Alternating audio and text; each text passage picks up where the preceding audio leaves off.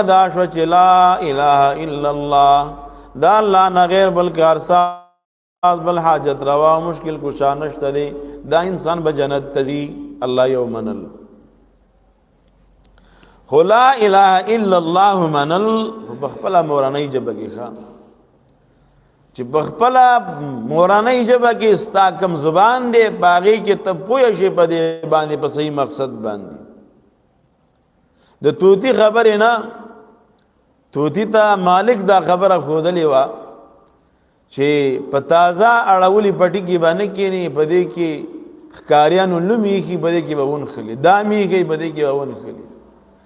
هغه تازه پټي کې ناز دی او دغه خبره کوي نخته دی او بیا هم دا خبره کوي هغه د مالک خبره کوي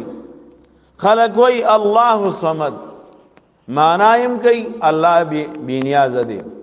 خو دې باوجود به وای ردا نیکان بندگان یا د الله نزولی دي یو طرف ته الله الصمد الله بنیاز دی نازولی نشته دی او بیا وای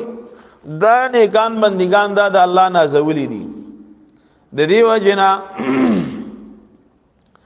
شیخ عبد القادر جیلانی رحمه الله ذکر کوي قل الله اکبر الف مره بقلبك ومره بلسانك اما تستحي ان تقول لا اله الا الله ولك الف معبود غيره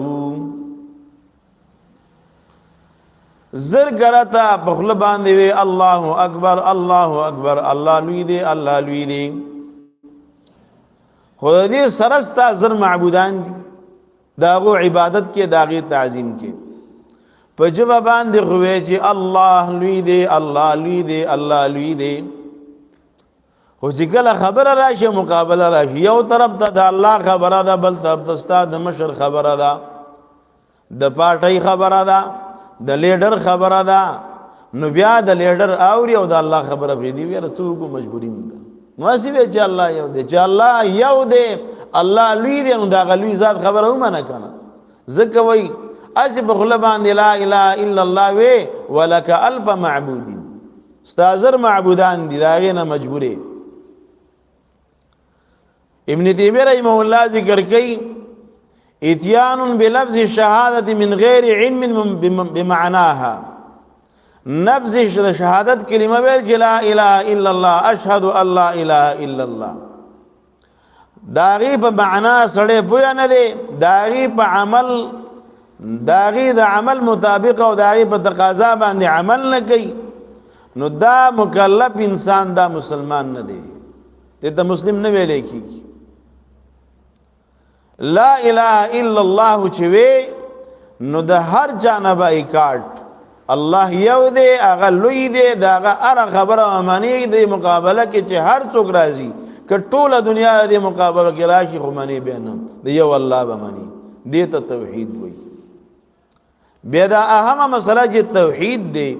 د الله یواله دی دو پیجانګلې د اسانتیا د پاره چې د معرفت آسان شي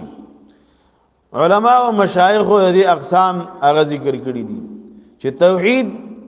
دا په قسمونو باندې دی په څلور قسمه باندې توحید په ذات توحید په ذات د ذات توحید الله جل شانه په ذات کې یو منل هو الاعتقاد بأن الله موجود أزلي أبدي وحده لا شريك له ليس كمثله شيء في السماء ولا في الأرض دا قد ساتل چې الله جل شانه موجود دی ازلی ذات دی اول او اخر نشته همیشه د پاره وو دی او یبا او شریک نشته دی ليس كمثله شيء دا الله په مثل هیڅوک نشته دی نه په اسمان کې او نه په ځمکه کې